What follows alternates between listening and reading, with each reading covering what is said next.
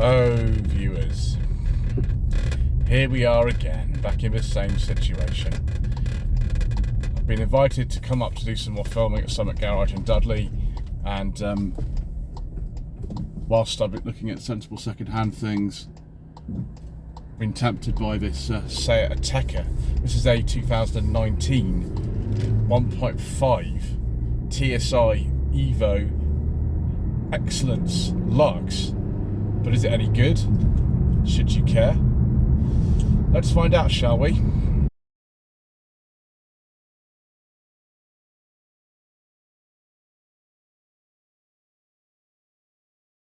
So the Seat Ateca was launched in 2016 and it remains on sale to this day. The current model is going to be replaced, I think, quite soon. I drove one of these quite a while ago, actually. I think it was either in 17 or 18, and it was quite new. This is a 1.5 4-cylinder engine with 147 horsepower and a 2-cylinder motor, although I can't get the 2-cylinder motor to come on at the moment, which would be useful because I've not got much fuel in here. Other engines available are 1 litre 3-cylinder with either 108 or 113 brake horsepower depending on the year, a 1.4 with 147 horsepower, which was before this 1.5, a 2 litre with 187 horsepower with a standard 4-wheel drive and automatic gearbox, and then the crazy Cooper Ateca with 296 horsepower. There are also some diesels available, but as usual, due to controversial government legislation and all kinds of other reasons, we don't talk about diesels on this channel. Seat claim 0 to 60 time in this car of, I think it's about 9 seconds. Let's see. Oh, I put the car in eco mode. Let's go to sport. Oh, that's better, viewers. Yes.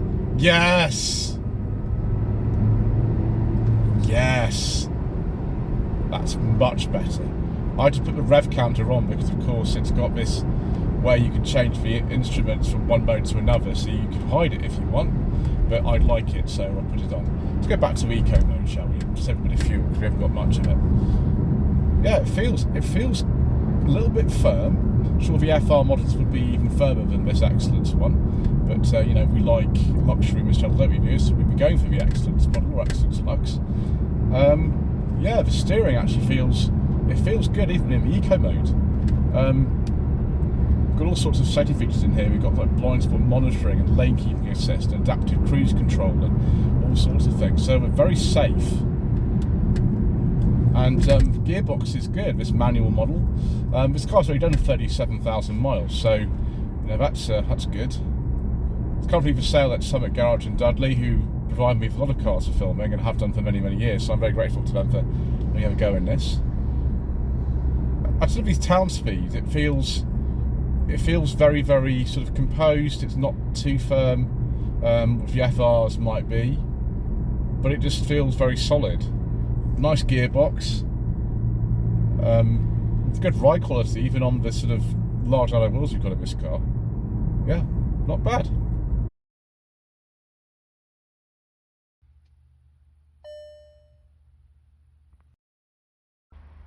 I've always thought these Atecas are actually quite nice looking cars. This is a pre-facelift car. The facelift occurred about 2020. Being the Xcellence Lux model, this was the most luxurious one you could get, and it looks very nice on these rather large alloy wheels. Front and rear parking sensors, power fob mirrors, a little bit of chrome trim on the side, twin exhaust as well. I mean, it's not that exciting an engine really, it's just the 147 brake horsepower 1.5 turbo, but you know, it's okay. I also prefer the badging on the back to the later models. Now, normally on Seats you actually use that badge, but on this you don't. You kind of use this, whatever it is. The electric tailgate seems to be a bit funny. But we're going to have to address that, viewers. What's going on with this? Right, okay. So the boot's about 510 litres. It's very similar to the Hyundai Tucson that I've just filmed. We've got adjustable height boot floor in here. Unlike the Skoda Karoq, which is very similar to this, you don't get the Varioflex seats as an option, so you can't split the seats 40-20-40 or anything like that. For these levers to fold them, you also get a ski hatch, which is common on lots of Seats. Actually, yeah, the adjustable height boot floor would be quite good in this instance. So if we lift this up, what do we have underneath here? I got my fingers in here. Hold on a second, viewers. But actually really poorly designed. There's nowhere obvious to lift up the boot floor. Underneath there we don't get a lot apart from a tyre inflation kit. I would prefer a spare wheel, as many of you would do as well, but there we go. Big old parcel shelf, isn't it? I thought it would be like a load blind, but it's a parcel shelf in here. Yeah, not much else to say. There's a reversing camera on this and things like that. Let's get inside, shall we? Right, viewers, since I last came here for filming, someone has decided to burn a load of rubbish in this lay-by, which is a shame. Right. We don't get soft touch door tops in this car, but that's the same for lots of other things like this. The Tucson, the Sportage are the same as that. Nice big mat pockets, so it's the Xcellence Luxe, so we get a nice leather interior. Might be fake leather, I'm not sure, but it looks like leather. We've also got 2 USB ports here, and a little place to actually put your phone in. You can see there's a little phone icon just down there. I'm using my MiFi for the purpose of this demonstration, but you can see put the phone in there, or 2 phones, and there's 2 other USB ports at the front as well, which is good.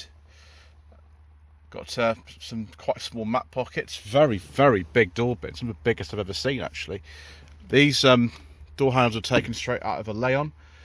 Unfortunately, there's no panoramic sunroof on this car, and I expect that on the Xcellence Luxe trim, and also expect electric seats, but we don't get either of those features on this. I imagine maybe we'll an option or something like that. If we turn the light on, does that actually... Oh, there we go, it's better. It's much better. Yeah, there's not really a lot else to say in here other than what we've already mentioned. We've got little air vents here for the rear passengers. Let's get this and see if we can open up the ski hatch with one hand. There we go. It's very handy. Also get the cup holders there with a creaky armrest. This isn't as big inside as something like the Sportage or the Tucson, unfortunately, which is a shame. It's obviously based on the same platform, I think, as the Golf, actually, the Mark 7.5 Golf. So, you know, that's something. Also, that infotainment system is not the latest generation. Obviously, it got updated in 2020. But that's fine. Maybe you don't need things like that. Maybe you don't need like the most spacious car. It feels a bit more compact than the Sportage and the Tucson and the RAV4, for example. Do we have damped grab handles in here? Yeah, we do. Excellent. Right, let's have a look in the front, shall we? Okay, viewers, keyless entry, of course. Got keyless start as well. These stalks are identical to the ones that I had in my 2017 Seat Toledo 1 litre TSI Xcellence that I bought new 7 years ago. Gear lever, I think, is the same as well, although the gate is a bit different. Steering wheel is very similar too. Sorts of shared bits in the Volkswagen Group Empire. Still, I'm not sure. Yeah, actually, it's actually soft at the top of there. That's good. I prefer a little bit of sort of plusher fabric in here. It's just sort of vinyl, but we get this piano black insert in there, so it's not so bad. Maybe the sort of FR or the Coupe Pro is a bit more interesting inside, I don't know. For this door. Oh, there we go. Right, we don't need to fiddle with the key for today.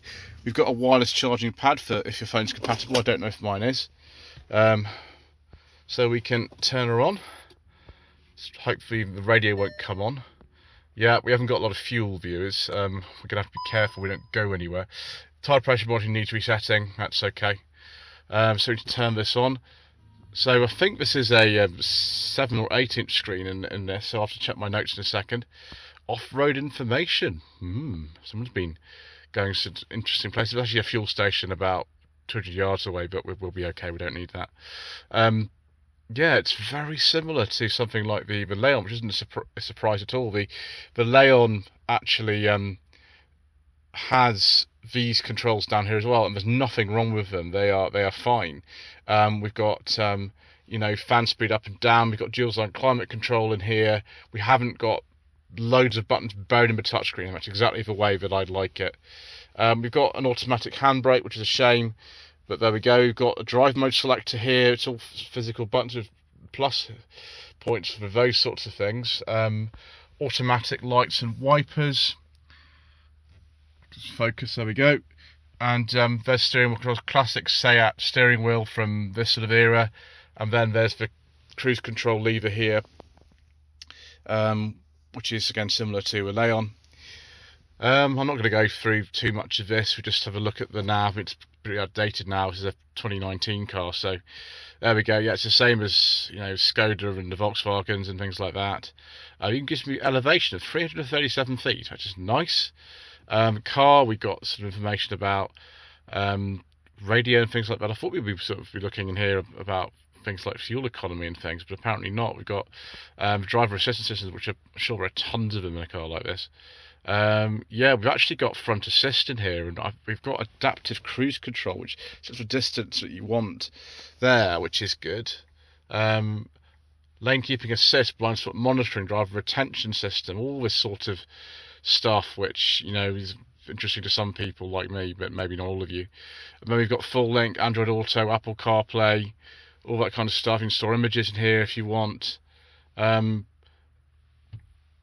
this things we get to play with it? No, it's not at all sort of what I expected. Oh, there we go, sport, off-road. Oh, there we go, driving data. That's what I wanted.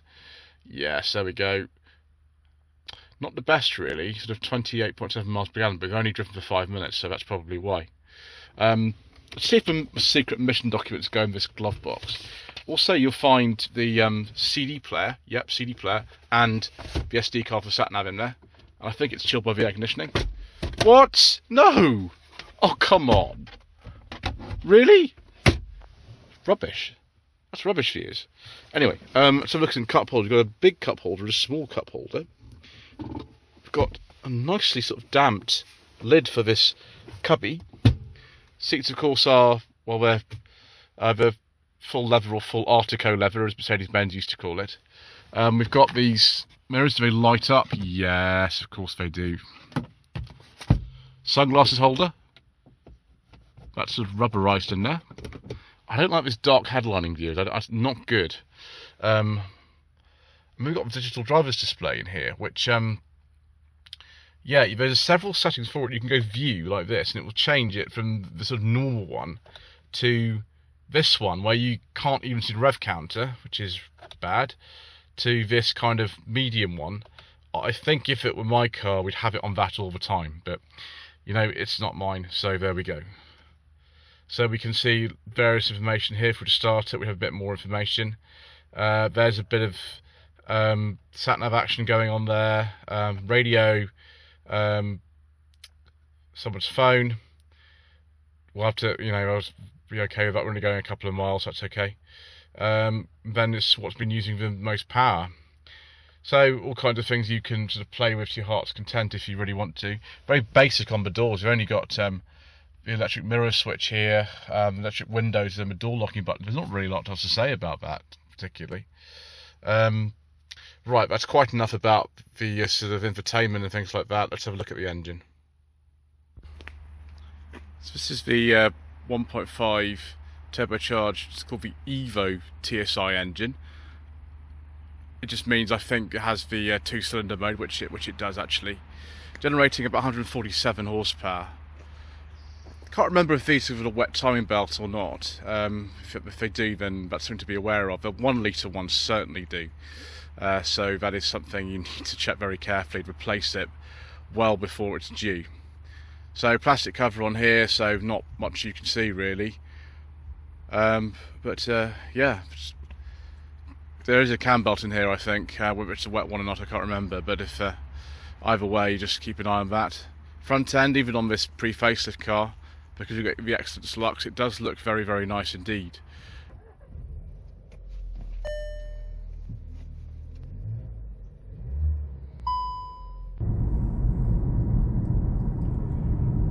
So it's actually got a little bit of sporty edge to it. If you put it in sport mode, you get a better throttle response and you get a little bit more power and sort of firmer steering. So that was fun. I mean, you wouldn't have drive around it all the time unless you were, someone who's very rich and wanted to use lots of fuel. To put it in this sort of eco mode, and it's absolutely fine. It's very, very easy. It's no bother really. It's one of these cars that will just cope well, I think, with normal family life, which is the reason people buy stuff like this anyway, isn't it?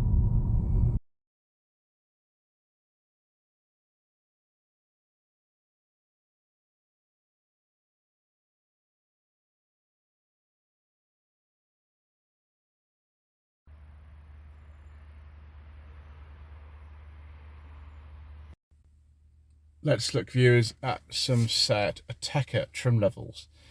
Because this car's been on sale for 8 years, there are, well, a lot of them. So we've got the S, the SE, the SE Technology, the SEL, the FR, the FR Black Edition, the FR Edition. What's the difference between the FR Edition and the FR Black Edition? Anyway, the FR Sport, the Xcellence Luxe, the Experience, which replaced the Xcellence, the Experience Edition, the Experience Luxe, the First Edition, the Black Edition, and of course the Cupra. So viewers, should you consider a Seat Ateca? Well, you either really like the kind of Volkswagen group stuff or you don't. And if you're into that stuff, then you could have a Tiguan, which is more expensive. You could have a Skoda, which is about the same. Or you could have this. I quite like this view. It's a shame that some of the bits in here just feel a bit too basic, like the lack of electric seat adjustment and the fact that the door cards just feel a bit basic in a car that would have been very expensive when it was new. But it's nice to drive, and it has that sort of familiar Seat feeling that so many of the cars do these days. This I think 8.2 inch touchscreen is very similar to the one that I had in my old Toledo, so that's nice. Anyway, thank you ever so much indeed once again for watching. Please don't forget to subscribe to the channel, like this video and leave a comment below, and we'll see you very soon for more last minute reviews.